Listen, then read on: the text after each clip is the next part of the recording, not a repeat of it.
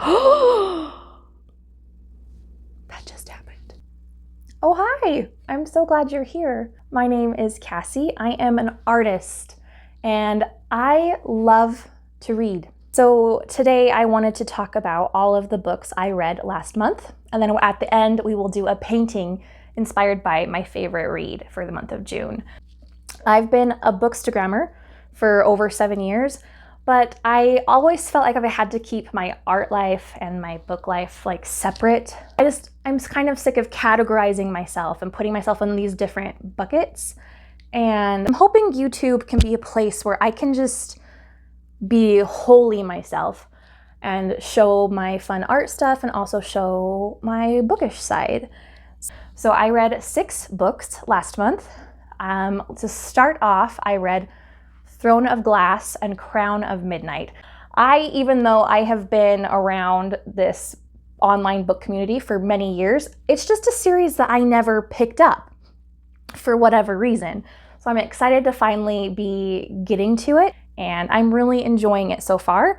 The first 2 books, they seem really introductory to me, which is pretty typical for high fantasy. And I just started Assassin's Blade. I've heard that it's best to read it third, which was the publication order. So that's what I'm doing, and I'm not too far into it yet, but I'm really enjoying continuing this series throughout the year, finally getting to understand what all the hype is about. I have read all of the other Sarah J. Maas books, just not this series.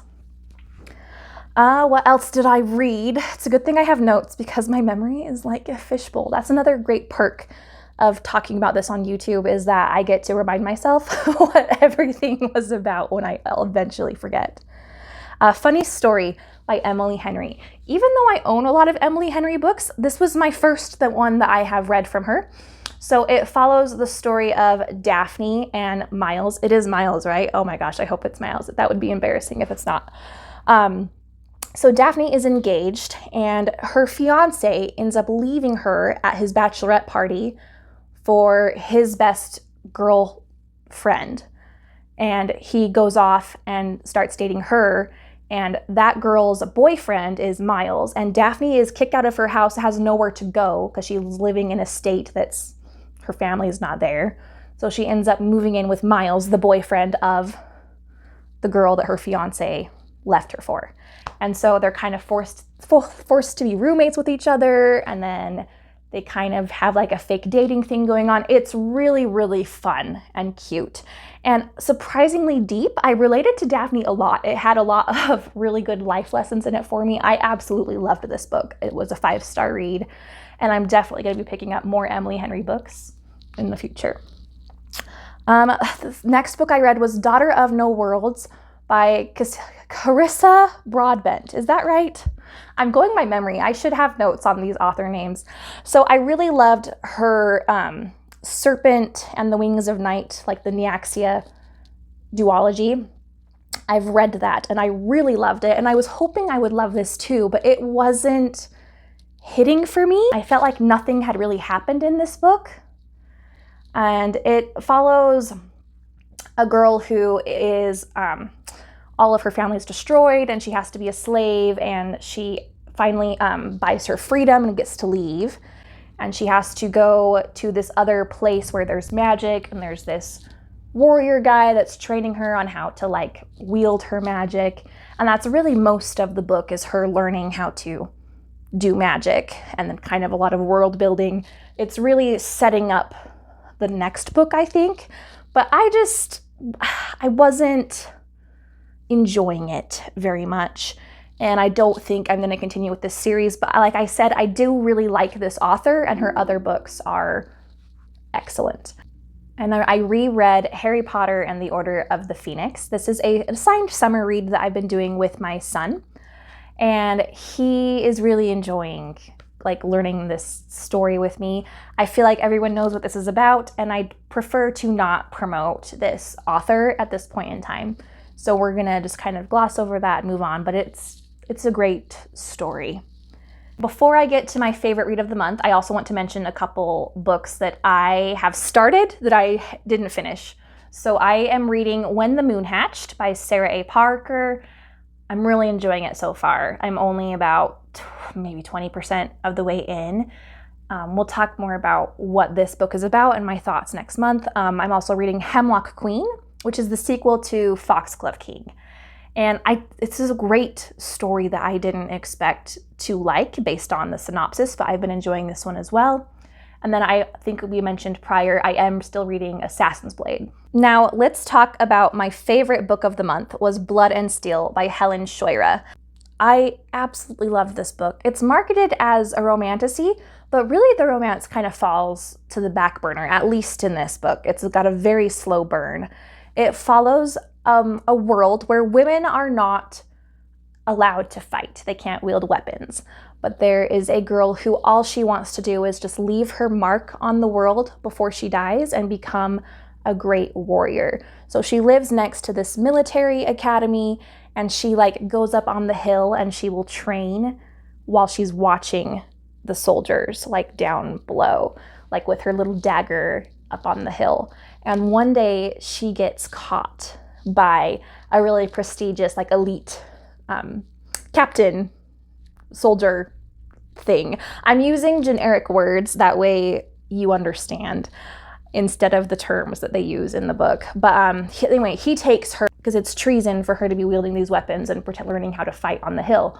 And so he takes her to the king, and she decides that she's going to appeal the king for him to let her fight in the academy, or at least take the training tests that they have to go through in order to become an actual soldier. So it's about that journey, and she does, mild spoiler, it's in the back of the book though, so maybe not. She does end up getting into the academy, and she's the only girl there, and following her journey and seeing her friends that she meets along the way, and this budding attraction that she has to her superior. Anyway, it's just delicious. It was so much fun, full of found family vibes, magic. The battles are intense. The world building is incredible. The writing style is so engaging. It just felt effortless to read, and I just can't wait to see where this series goes. It turned into being so much more than I expected, and that was absolutely my favorite book of the month. Now let's dive into the creative part. I'm going to paint an abstract piece inspired by Blood and Steel. Instead of using the cover art as inspiration, this time I thought it would be nice to take inspiration from what the book feels like. I really drew a lot of my color palette based off of the world that it's set in. It's kind of like a forest area, and there's lots of darkness to the story, but it's also really hopeful, and there's a lot of courage and strength, and I really like determination. I really wanted to pull out those emotions in this piece. So I am going to be doing a wet on wet technique with the palette knife here, building up lots of layers. You can see we're starting on a dark brown, and then I'm building up all of these different greens and blacks. It's going to give it kind of that foresty vibe. And a lot of this is going to be covered up by other layers of paint that's going to be swirled together. And then I'll also pull in some bolder and lighter colors in different shades. Let it all mix together, and I wanted to capture some of the essence of Thea. And I really feel like it kind of does that. It feels like her to me, and I hope that you can see that. I know this kind of fan art is very different. It's a lot more common to see people painting fictional characters or places in a more literal sense than in this abstract form. But I hope that it's something that you'll enjoy, and that if you appreciate this kind of artwork like I do, it's something that, yeah, it's just a little fun. Anyway, I'm gonna leave you to enjoy the rest of the process, and let me know what you think. If there's any books that you would love to see transformed in this medium, please leave a comment, and I would be happy to look into that in the future. I do a big variety of abstract techniques. So for now, I'm just going to give you some nice music and let you relax while you watch the painting unfold.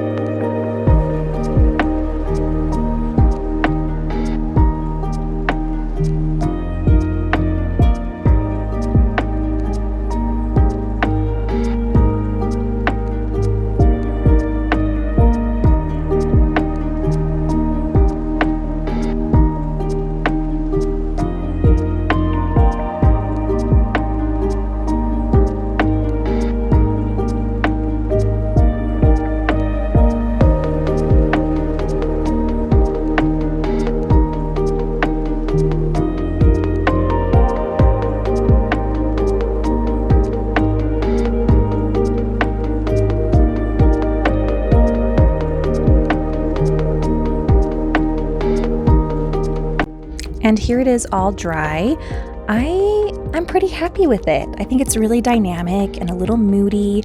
I do want to add some more silver to it, but I ran out of paint. But overall, this really feels like this book to me. Thank you so much for watching. I hope you enjoyed this like bookish artistic content. Please like and subscribe if you would like to see more of this face and my artwork in the future.